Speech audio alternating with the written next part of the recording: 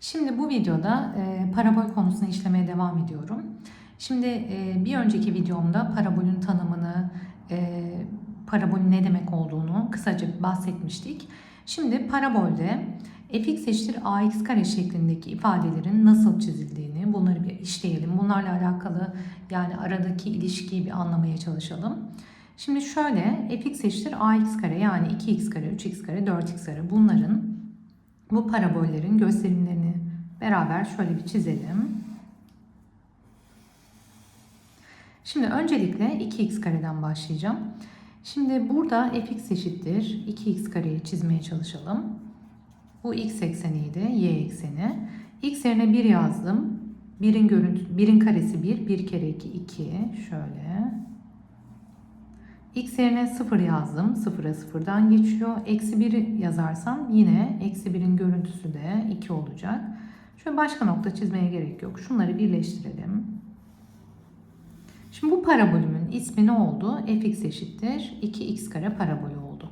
Şimdi buradaki amaç katsayılarla arasındaki ilişkiyi görmek. Şimdi 3x kareyi de çizelim. X yerine 1 yazdım. Görüntüsü bu sefer 3 olur. Şöyle. Eksi 1'de de yine 3 olur. 0'da 0 olur. Bakın şu parabol 3x kare parabolü oldu. Şimdi aynı şekilde 4x kareyi çizmek istesem 1'in görüntüsü 4 daha da içeride olacak. Yani şöyle çizeceğim bu sefer. Bu da 4x kare parabolü olacak. Yani buradan şöyle bir sonuç çıkartabilirim. Y eksenine yaklaştıkça katsayılar büyüyor.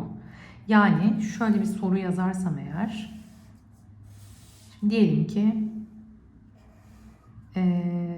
bu fx olsun, ax kare olsun. Biraz daha geniş çizelim. Bu gx, bx kare olsun.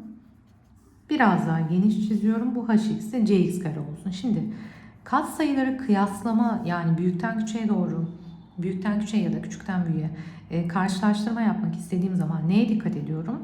Yani burada gördüğüm şey katsayı büyüdükçe, x karenin katsayısı büyüdükçe parabolün y eksenine yaklaştı.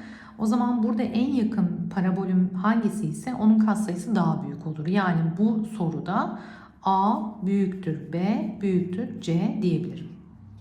Evet, bunu anladıysak şimdi bir de bunun eksilisini yapalım. Bakalım şimdi eksilde ne oluyor? Şimdi eksi ax kare şeklindeki parabolleri nasıl çiziyoruz? Eksi 2x kareden başlayalım.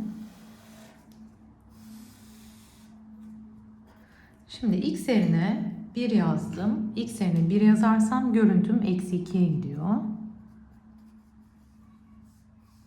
X yerine eksi 1 yazdım. Eksi 1'in karesi 1. 1 ile çarptım. Yine eksi 2. Şöyle 0'a 0'dan geçiyor. Bu parabolüm fx eşittir eksi 2x kare parabolü oldu.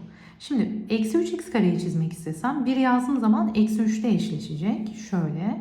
Yani benim parabolüm biraz daha içeride bir parabol olacak. Yani bu da eksi 3x kare.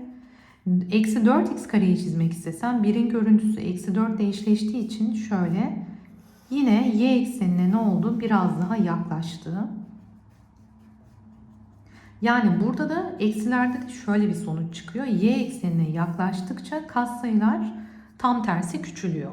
Yani eksi 4 küçüktür. Eksi 3'ten küçüktür. Eksi 2'den. Yani bunu şöyle bir soru yazarsak şöyle burası ax kare olsun. Bx kare. Cx kare. Şimdi kıyaslama yaptığım zaman a, b, c'yi en küçük bakın y eksenine yakın olandı. O zaman a en küçük oluyor. A küçüktür b küçüktür c diyebilirsiniz. Ve burada hem şunu da tekrar etmiş olmuş oluyoruz. Y eşittir x kare önündeki eksi x eksenine göre simetrisini almış oluyoruz. Yani bu da y eşittir eksi x kare olmuş oluyor.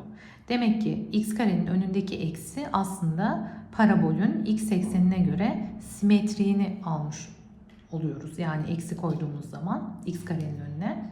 Şimdi şundan da bahsedelim. Parabolün eksenleri kestiği noktalar. Bunları nasıl buluyoruz? Adım adım bunları yapıp Sonra parabolün genel çizimlerinden, tepe noktalarından bahsedeceğim. Ama bunları bilmemiz gerekiyor. Öncelikle şu hatırlatmayı yapayım. Şimdi şu eksenin adı neydi? X ekseni apsis. Bu eksenin adı neydi? Y ekseni. Bu da ordinat. Şimdi biz burada herhangi bir nokta seçtiğimiz zaman atıyorum 3 olsun. Şimdi bu 3'e 0 noktasıdır. Yani x ekseninde seçtiğim noktaların y değerleri 0'dır.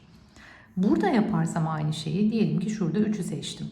Bu da 0'a 3 noktasıdır. Yani y eksenindeki kestiği noktayı bulmak için bu noktanın koordinatları 0'a 3'tür. X'i 0, y'si 3'tür.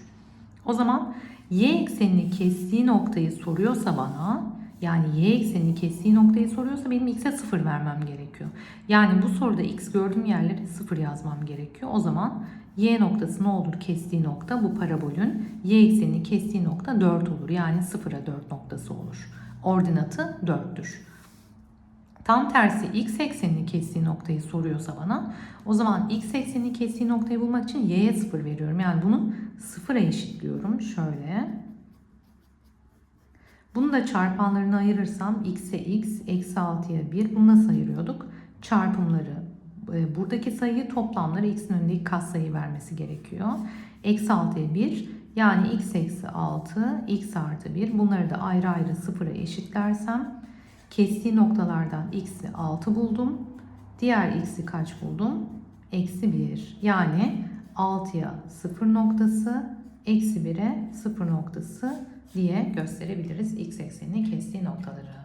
Şimdilik bu kadar. Bundan sonraki videomda tepe noktaları ve adım adım parabolün parabole en ince şekilde işleyeceğiz. Bir sonraki videoda görüşmek üzere.